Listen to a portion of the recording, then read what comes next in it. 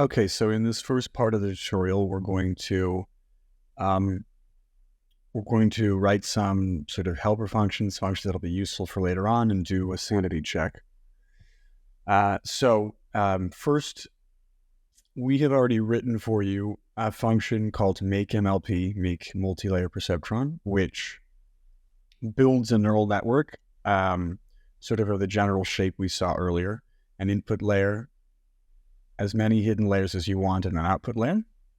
So this kind of network will have sort of both a width, so how wide are the layers, and a depth, how many layers do you have? You can see that here in the function signature.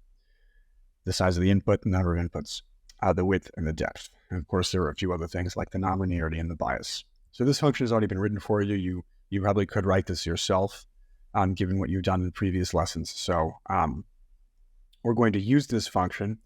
The first thing you'll do, which sort of as a warm-up, is you're going to write a function to count the number of trainable parameters.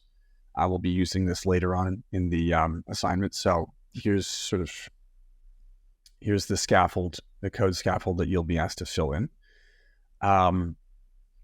After that, another important thing that we're going to need to do is we're going to need to initialize the weights of one of these networks. So the way that we're going to do that is we're going to initialize the trainable weights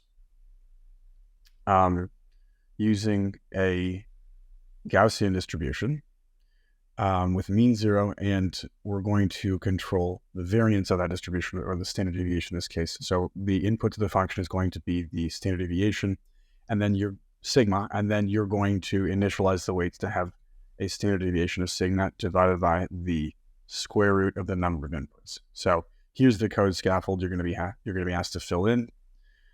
At this point in the code, you're going to have to fill in the standard deviation correctly given what's inputted to the function.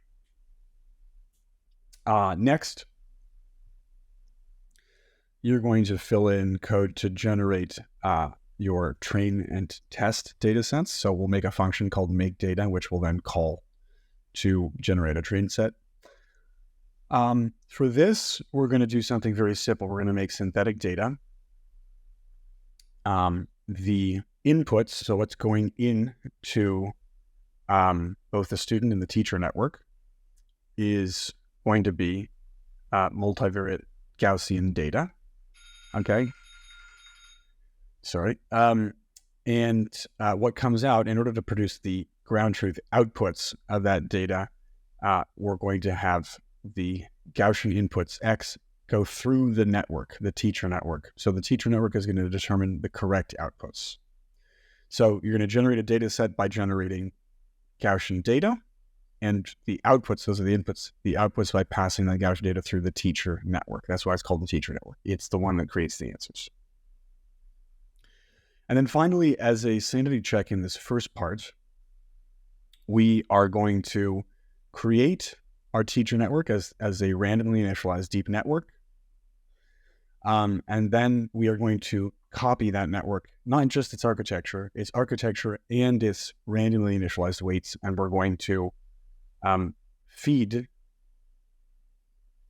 this identical network into our training code and see what we get. So you'll see in your code you have a training function, coding scaffold, which I've cut out the rest of it. It's too big.